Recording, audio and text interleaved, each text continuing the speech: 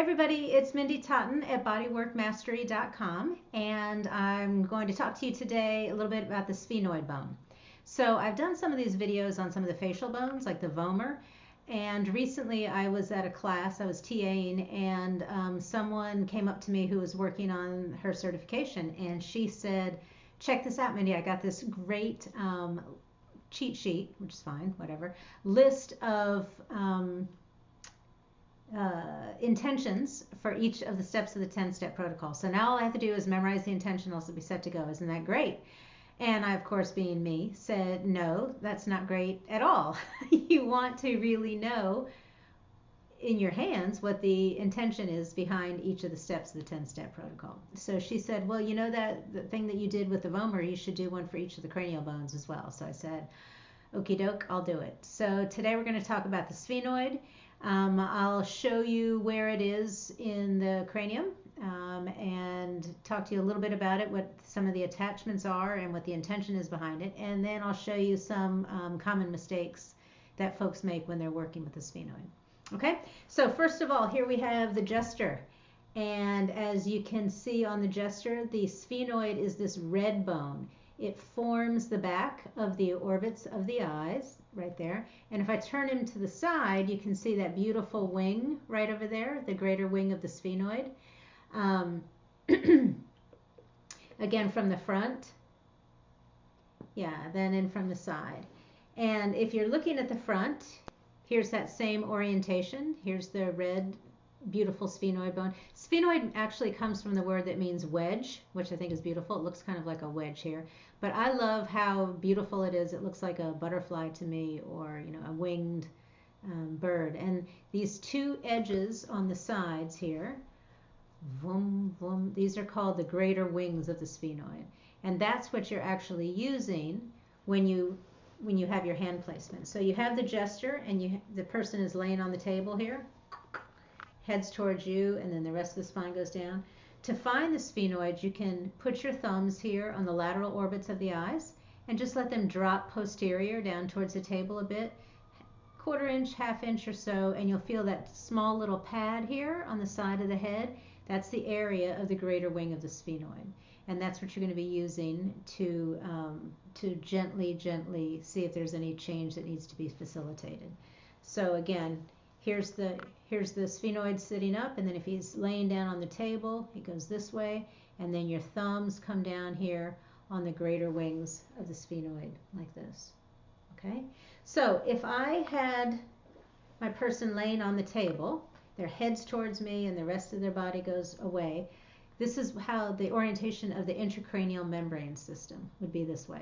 So just a reminder, this is the foramen magnum. These two horizontal leaves here are called the tentorium cerebelli, and then this long, that's the horizontal membrane system, and then this long, beautiful piece right here is the falx cerebri. Some people sometimes just call it the falx. So if the person is laying this way, and their feet are going down here, here's your sphenoid bone. And what you're actually doing in this technique, in the compression and decompression, I'm just going to totally squash this guy's falx out of the way so that you can see.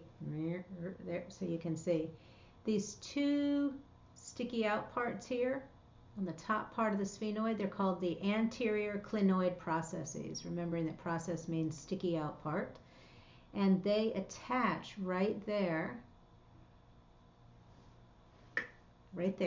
good, at the tentorium cerebelli. So the first part of the technique is the compression, and the compression is, just as it says, gently compressing down towards the table to use that unlatching principle to release any osseous restrictions that might be there. And then the second part is the decompression, floating up anterior towards the ceiling. And in that part, what you're doing is gently stretching the horizontal membrane system in an anterior towards the ceiling direction to release any restrictions that might be there. All right, so that's your hand placement and your intention. So again, looking at the gesture, if he's laying down, I'll bring my thumbs to the lateral orbits of the eyes. Let them drop posterior down towards the table, 1/4 inch, 1/2 inch, and then let them rest there so gently in the area of the greater wings of the sphenoid. And then my thumbs really gently cradle around the green, the occiput here. Now, the mistake that lots of folks make, especially when they're beginning, is like all of us when we're beginning, we're really focusing and we're really concentrating. So the first mistake people make is they press too hard medially, so the person's head's getting squished in.